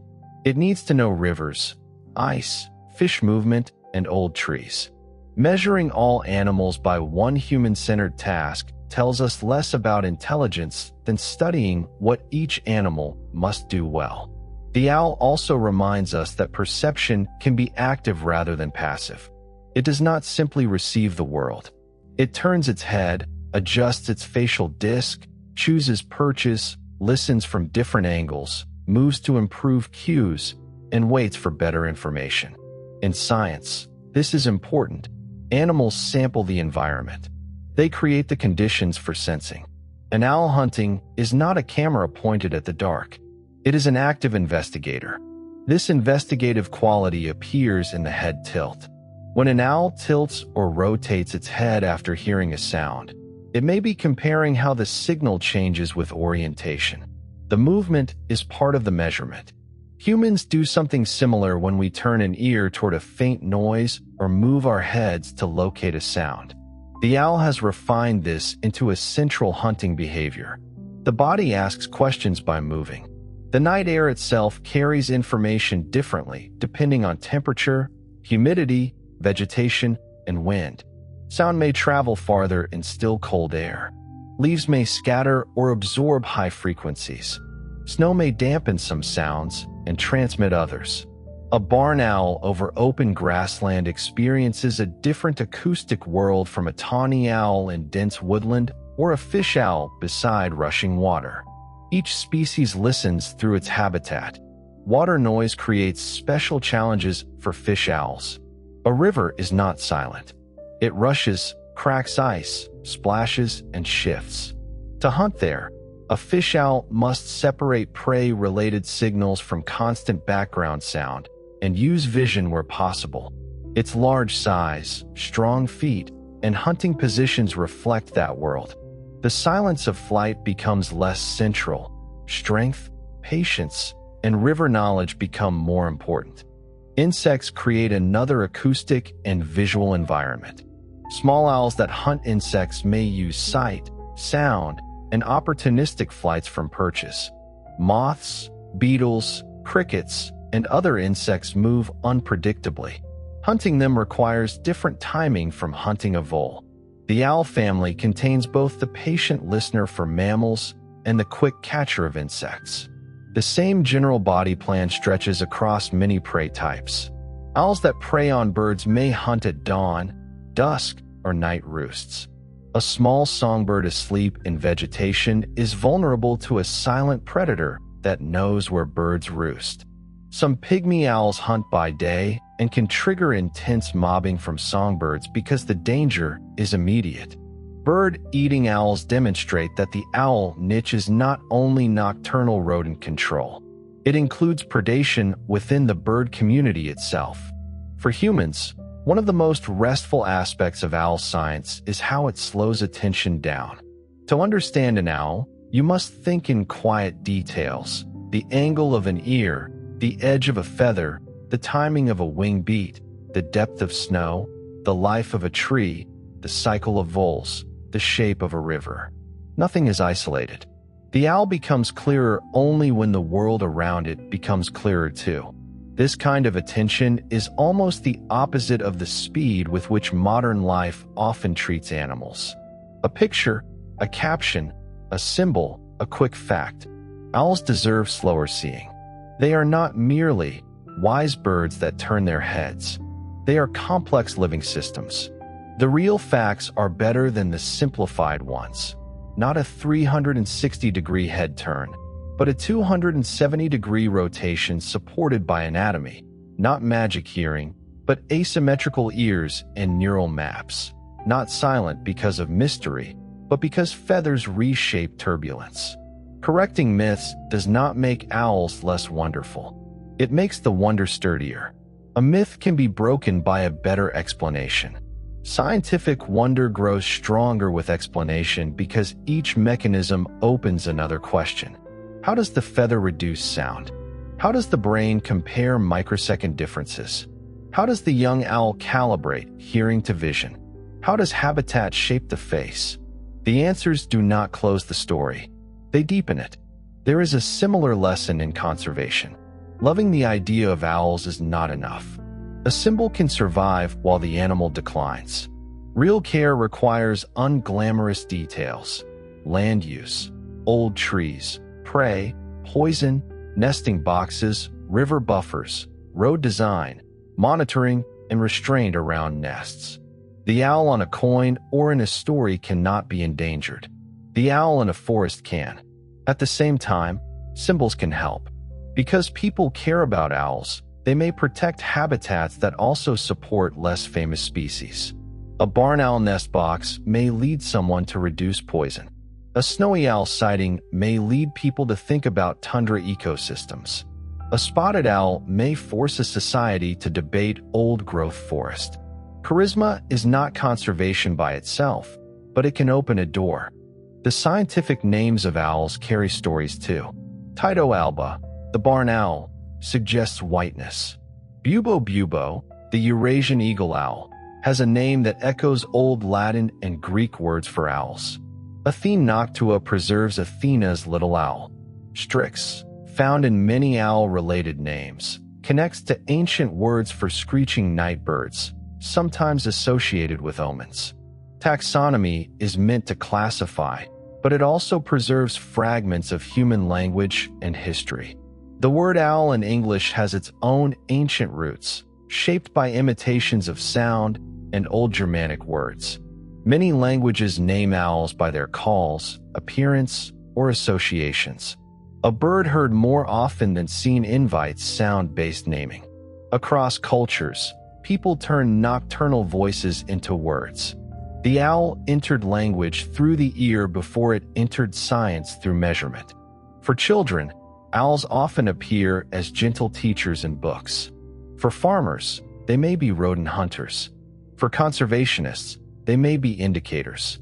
For neuroscientists, barn owls are models of sensory computation. For engineers, owl wings are templates for quieter designs. For poets, they are night symbols. For prey, they are danger. No single perspective is false, but none is complete. The owl is the meeting point of many meanings. The bird itself remains outside all of them. It does not know it is a model organism, a mascot, a conservation symbol, or a metaphor. It knows hunger, shelter, threat, mate, offspring, territory, sound, and movement. That gap between human meaning and animal life is important. It invites humility. We can learn from owls without pretending they exist to teach us. If you imagine the skeleton of an owl beneath the feathers, the animal becomes both less ghostly and more remarkable. The skull is light, but shaped for eyes and ears. The neck is flexible. The sternum anchors flight muscles. The wings carry long feathers whose edges are finely formed. The legs fold under plumage until the strike.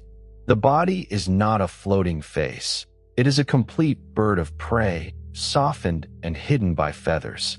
If you imagine the same owl through a mouse's senses, the scene changes again. The world is grass stems, soil smells, seed husks, danger from many directions, and a constant need to feed.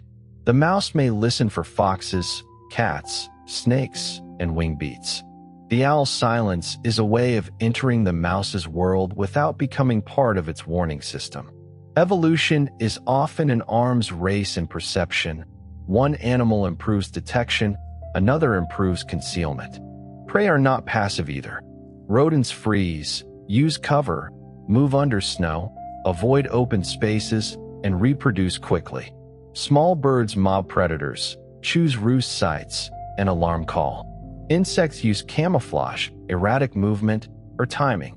The owl's adaptations exist because prey have adaptations too. The night hunt is a dialogue between detection and avoidance, hunger and caution. This makes the owl's success more impressive. It is not hunting in an empty world. It is hunting animals that also want to live. The silence of wings, the facial disc, the auditory map, the talons, the patience, the camouflage, all are answers to prey that hide, listen, flee, and adapt. Predation sharpens both sides over evolutionary time. Owls have also adapted to the fact that sound can lie. Echoes, wind, vegetation, snow, and prey movement can distort location. A rustle may come from leaves rather than a vole. A sound may bounce from a surface. A prey animal may stop moving. The owl's brain must interpret uncertainty. The strike happens only when the evidence is strong enough. Hunting is therefore probabilistic. Even a master of the night must make decisions with incomplete information. This is another reason the owl is not a machine. A machine can be designed for predictable input. An owl lives in variable conditions. It chooses whether to hunt, where to perch, whether to attack, whether to wait, whether to move after failure. Each choice has energy costs. A missed strike wastes effort and may reveal the owl. Waiting too long risks hunger. Moving too often may expose it. Stillness is a strategy, not laziness. Owls sometimes hunt from low perches, sometimes from flight, sometimes by walking or hopping, depending on species and prey. Burrowing owls may run after insects. Fish owls may stand near water. Snowy owls may sit on low rises scanning open tundra. Barn owls quarter over fields in buoyant flight. The method is part of the habitat. There is no single owl hunting style, only a shared theme of sensory-guided predation. The roll of the tail is easy to overlook. A short or moderate tail helps with maneuvering, braking, and stability. Forest owls may need agile movement among branches. Open country owls may use broader wings for buoyant flight. The body proportions of an owl reflect whether it hunts in dense woods, open fields, desert, tundra, or river corridors. Shape is habitat made visible. Wing loading, the relationship between body mass and wing area, influences how slowly a bird can fly and how much lift it can generate. Many owls have relatively broad wings for their weight, allowing slow, controlled flight. Slow flight helps reduce noise, improves maneuverability, and gives the owl time to listen. Speed is not always the best strategy. For an owl, slow can be superior to fast because the prey does not hear the approach. The idea of slowness is central to the owl's nighttime presence. It waits slowly, turns slowly, launches without hurry, glides with control. Then, at the final instant, everything becomes quick. This alternation between long patience and sudden action is one of the patterns of predatory life. Energy is conserved until it matters. Attention is held until it becomes movement. There is a soothing rhythm in studying such an animal, even though the subject is predation.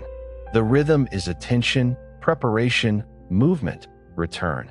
The owl hunts, feeds, preens, rests, calls. guards, sleeps, and hunts again. It does not live in constant drama. Much of its life is maintenance, keeping feathers in order, digesting, watching, conserving heat, avoiding disturbance.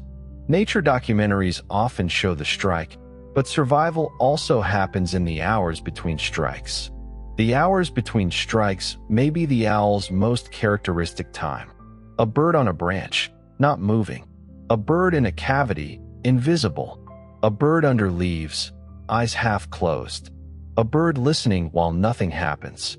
Humans often underestimate waiting because our attention seeks events. But for many animals, waiting is the main work.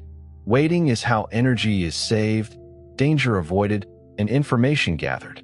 The owl dignifies waiting by making it effective.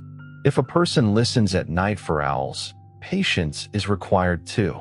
The first minutes may contain only wind or distant traffic, then perhaps a dog, then silence, then a call, far away, low and rounded, or sharp and eerie. The listener becomes a little more like the owl, depending on sound rather than sight. Owl watching often begins as owl listening. The animal teaches a different sensory posture. The scientific study of owl calls can identify species, individuals, territories, breeding status, and population trends. Some calls have individual differences that mates or neighbors may recognize. Vocal behavior may vary by season and context. Duets can coordinate pair bonds. Alarm calls can signal danger. Begging calls reveal nestlings. The night is full of acoustic information for those who know how to read it. Sound also travels differently through habitats. A low hoot may carry through forest better than a high call. Dense vegetation may favor certain frequencies. Open country may allow long-distance sound. The structure of owl calls is therefore shaped not only by the bird's vocal anatomy, but by the acoustic environment. A call is a signal designed for a place.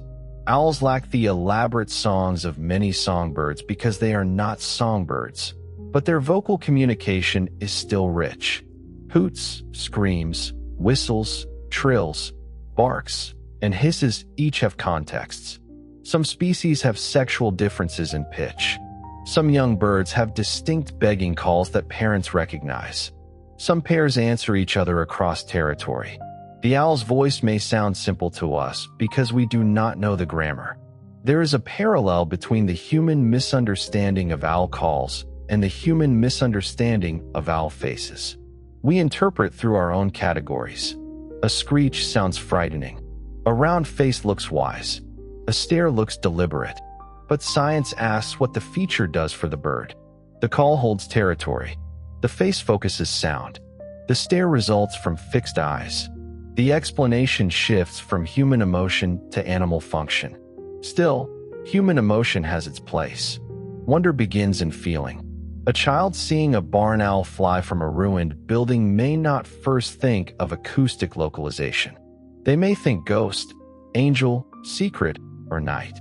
Later, science can add the feather fringe, the facial disc, the rod-rich retina, the pellet, the prey cycle. Feeling opens the door. Knowledge fills the room. A good bedtime science story allows both. The owl's wisdom, then, may be a wisdom we give it, but the gift reveals something true about us. We admire attention. We fear what moves unseen. We respect creatures that seem calm. We turn night voices into messages. We make faces where there are sensory tools. We turn predators into teachers because we need teachers. The owl becomes a mirror in the dark, reflecting human imagination back to itself. But beyond the mirror is the bird. It shifts weight on the branch. It blinks with a membrane. It hears a movement below. It ignores a distant sound that does not matter. It knows nothing of Athena, omens, cave art, neuroscience, or conservation policy. It is not lesser for that. Its life is complete inside its own terms. The owl is not a symbol first. It is an animal first. This distinction can be calming. The world does not depend on our interpretations to continue. Owls hunted before human myths and will hunt wherever they can after our stories change. The night has its own activities. A field does not become empty when people stop looking at it. A forest does not become silent because we cannot translate its sounds. Life continues in modes beyond human attention. And yet our attention now matters because our actions are so large. Roads, poisons, lights, logging, climate change, agriculture, and buildings all reach into our lives. The fact that owls can live without our interpretations does not mean they can always live through our impacts. We are not the center of their world, but we have become one of its forces. This is a responsibility, not a compliment. The quiet intelligence of owls, therefore, ends in a broader intelligence we might practice, learning when to act and when not to disturb, when to leave darkness dark, when to keep old trees standing, when to let predators do their work, when to replace fear with understanding, and when to admire from a distance. The owl survives by attention. Perhaps our relationship with owls should begin there too. Imagine again the field at night. The grass is silvered lightly by moon, or perhaps barely visible. Somewhere, a small mammal moves through stems. Somewhere above, a shape waits on a post. The owl's body is warm under feathers. Its eyes hold the dimness. Its ears compare the world. Its wings are folded, silent even before flight. The entire animal is a question held in stillness. Where is the sound? Is it prey? Is the moment right? Then the answer arrives, not as a thought in words, but as alignment. Face, ears, wings, feet, and brain agree. The owl leaves the post. For a few seconds, evolution becomes motion. The air barely speaks. The field does not know. The night continues. And when the owl returns to its perch, it becomes still again, not empty, not mystical, not wise in the way a person is wise, but perfectly itself. A listening body in the dark, made from time, hunger, feather, and nerve. One more quiet truth about owls is that their lives are often measured by thresholds. A little more snow, and a vole becomes harder to reach. A little more rain, and silent feathers become wet. A little more poison in the prey base, and a hunter becomes sick. A little less old forest, and a nesting pair has nowhere to begin. A little more light, and the behavior of insects and rodents changes. Wild lives are often balanced on small differences that human beings barely notice. To study owls is to become aware of thresholds. How much darkness? How much cover? How much prey? How much quiet? How much space? The same sensitivity gives owls their scientific value. Because they respond to habitat structure, prey cycles, contaminants, and disturbance, they can reveal changes in ecosystems that might otherwise remain hidden. A decline in breeding success may point toward prey scarcity. A contaminated carcass may point toward poison in the landscape.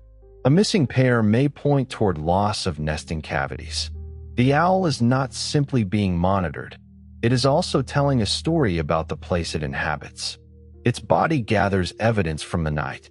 There is humility in this kind of evidence, because it does not come in human language. It comes as presence or absence, eggs or no eggs, pellets full of one prey species or another, calls recorded or not recorded, young surviving or failing. Field biology often requires translating these signs carefully, without forcing them to say more than they can. The owl's life is data, but it is also life. The best science remembers both. Perhaps that is why owls remain so compelling even after all the explanations. We can know about the asymmetric ears, the feather fringes, the auditory space map, the facial disc, the sclerotic rings, the talons, the pellets, the prey cycles, and the conservation problems, and still feel something when an owl calls. Explanation does not remove the feeling because the feeling was never only ignorance. It was attention meeting an animal that lives beautifully outside our ordinary senses. To listen for an owl is also to accept uncertainty. The call may come or not. The bird may be near or far. The darkness may remain empty to the eye. This uncertainty is part of the experience. The owl cannot be summoned on demand without cost, and it cannot be reduced to a guaranteed moment. It asks for patience, and patience is a form of respect. In that patience, the night changes. What first seemed blank becomes layered. A branch is a possible perch. A field edge is a hunting route. A hollow tree is a possible nest. A distant scrape may be wind or movement. The mind becomes quieter because it has to listen. In a noisy world, the owl teaches by being difficult to notice. It rewards the slower observer. So the quiet intelligence of owls is not one fact, but a pattern. It is the pattern of a face that listens, eyes that gather dim light, feathers that soften air, a brain that maps sound, feet that close with precision, and behavior that waits until action is worth the cost. It is the pattern of an animal that has made a life in the darkness without needing to conquer the darkness. It simply understands it, in the only way evolution understands, through form, function, and survival. Somewhere tonight, an owl is awake. It may be a barn owl over a field, a tawny owl in an old wood, a burrowing owl at the mouth of a grassland burrow, a snowy owl under Arctic light, a fish owl beside a cold river, or a small owl hidden in a tree cavity. It does not know it has been a symbol of wisdom, death, magic, fear, learning, and night. It only knows the pressure of its feet, the hunger in its body, the shape of sounds below, and the air under its wings. That is enough. The owl has no need to explain itself. Its explanation is written in feathers, bones, ears, eyes, silence, and flight. Sleep well. Good night.